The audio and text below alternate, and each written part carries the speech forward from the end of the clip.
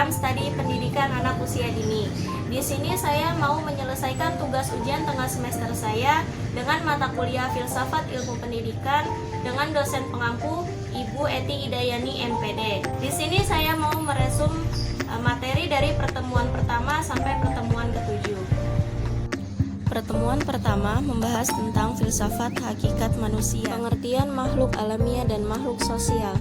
Manusia disebut makhluk alamiah karena manusia tidak bisa lepas dari alam. Contohnya, pertama, manusia membutuhkan oksigen untuk bernafas. Kedua, manusia menggunakan ikan dan sayur mayur untuk keberlangsungan hidup. Manusia disebut sebagai makhluk sosial karena manusia memiliki kebutuhan dan kemampuan serta kebiasaan berkomunikasi dan berinteraksi dengan sesama manusia. Sifat dan ciri-ciri manusia sebagai makhluk alamiah. Yang pertama, dalam diri manusia terdapat unsur-unsur alam. Yang kedua, ada unsur-unsur benda mati. Yang ketiga, ada unsur tumbuh-tumbuhan. Yang keempat, ada unsur hewani dengan kemampuan gerak, mempunyai sifat nafsu, insting, dan sebagainya. 3 pandangan tentang hakikat manusia. Yang pertama, pandangan psikoanalistik. Yang kedua, pandangan humanistik. Yang ketiga, pandangan behavioristik. Pertemuan kedua tentang kebutuhan dan pola hubungan manusia sebagai insan pendidikan. Filsafat pendidikan ialah hasil pemikiran dan perenungan secara mendalam serta ke-akar-akarnya mengenal pendidikan. Dalam Undang-Undang Nomor 20 Tahun 2003 tersirat dalam kodratnya manusia sebagai makhluk pendidikan. Objek pendidikan adalah manusia dalam perwujudannya sebagai individu yang menjadi bagian integral dari masyarakatnya. Tanpa pendidikan, manusia tidak mungkin menjalankan tugas dan kewajibannya di dalam kehidupan. Secara khusus, pendidikan difungsikan untuk menumbuh kembangkan segala potensi kodrat yang ada di dalam diri manusia.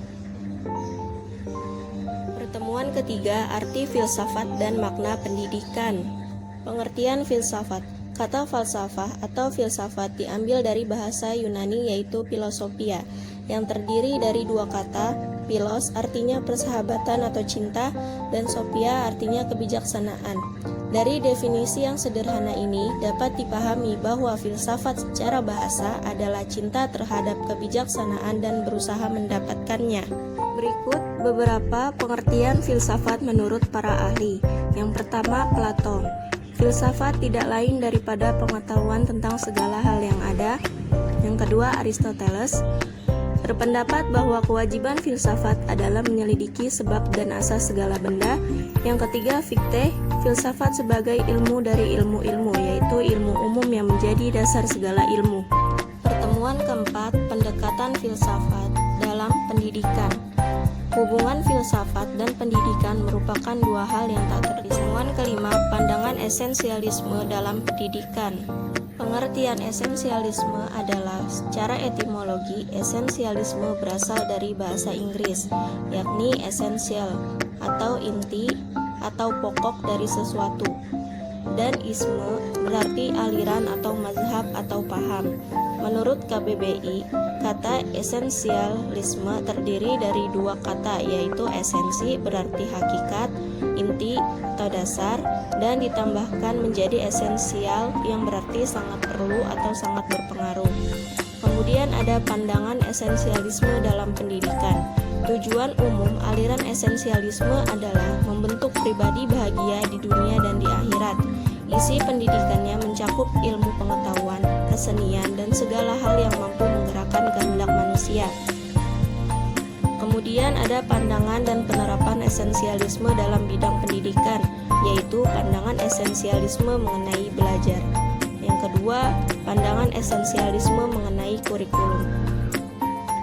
Kemudian ada tujuan pendidikan. Tujuan pendidikan adalah menyampaikan warisan budaya dan sejarah melalui suatu inti pengetahuan yang telah terhimpun, yang telah bertahan sepanjang waktu, dan demikian adalah berharga untuk diketahui oleh keterampilan. Kemudian pertemuan ke-6 dan ke-7 membahas tentang perennialisme pendidikan.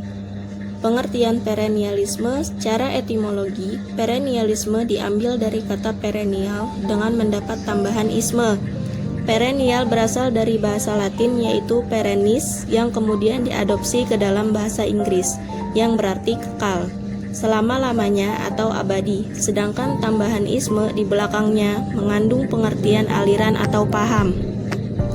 Kemudian konsep pemikiran perennialisme. Filsafat perennial dikatakan juga sebagai filsafat keabadian, sebagaimana dikatakan oleh Filtov Sukon. Filsafat perennial adalah suatu pengetahuan mistis universal yang telah ada dan akan selalu ada selamanya.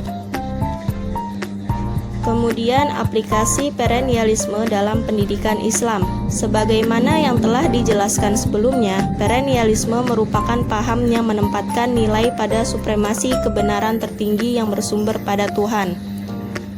Kemudian ada peran pendidik dan peserta didik menurut perennialisme. Perennialisme memandang peserta didik sebagai makhluk rasional sehingga pendidik mempunyai posisi dominan dalam penyelenggaraan kegiatan pembelajaran di kelas dan membimbing diskusi yang memudahkan peserta didik. Kemudian ada metode pembelajaran pendidikan Islam menurut perennialisme. Yang pertama metode diskusi, yang kedua metode problem solving, yang ketiga metode ceramah, yang keempat metode tanya jawab, yang kelima metode bercerita.